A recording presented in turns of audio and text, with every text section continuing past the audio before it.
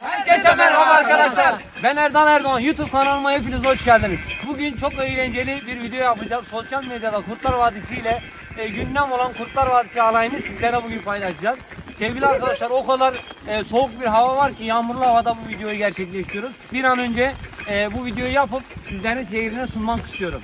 Videoda oynayacak arkadaşlarım Ozan, Çetin, Ahmet, Aydın, Doğan ve ben.